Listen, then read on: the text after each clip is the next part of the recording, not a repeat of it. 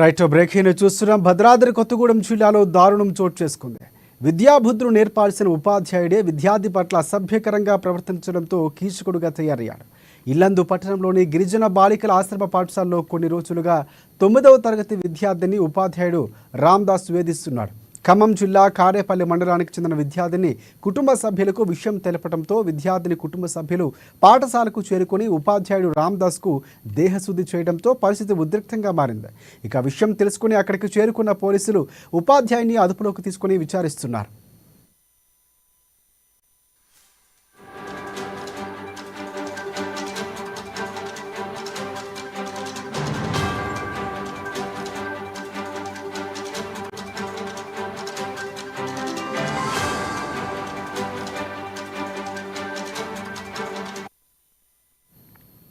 Right Bhadradri Kothagudem జిల్లాలో దారుణం చోటు చేసుకుంది. విద్యాబుద్ధులు నేర్పించాల్సిన ఉపాధ్యాయుడే విద్యార్థి పట్ల అసభ్యకర ప్రవర్తనతో కీచకుడుగా తయారయ్యాడు. ఇల్లందు పట్టణంలోని గిరిజన బాలికల ఆశ్రమ పాఠశాలలో కొన్ని రోజులుగా 9వ తరగతి విద్యార్థిని ఉపాధ్యాయుడు రామ్దాస్ వేధిస్తున్నాడు.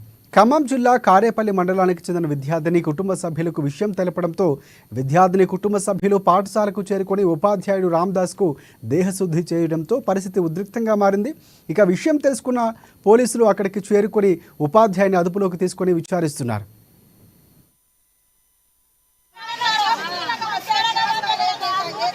రూమ్కి వస్తావా, నేను తీసుకెళ్తా, ఏమైనా అవసరం ఉందా, రండమ్మా నాతోనే అంటున్నారంట పిల్లలు.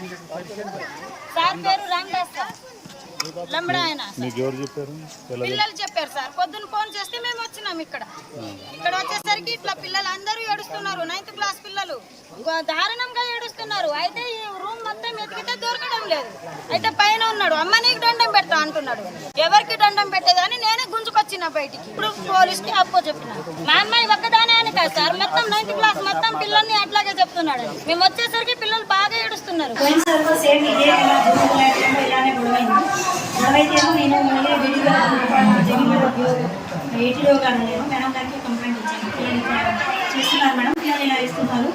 సో మీకు కంప్లైంట్ ఇస్తున్నానని చెప్పాను. తను ఏమీ మారలేదు సార్. తర్వాత నేను అదేలకు నాకు మీడియా వాళ్ళందరూ వచ్చేసి ఇట్లా తను ఇలా చేస్తున్నారంటే మీరు ఏం పట్టించుకోవట్లేదు, ఏం చేయట్లేదు, మీ ఆఫీసర్లు చెప్పలేదు అన్నారు.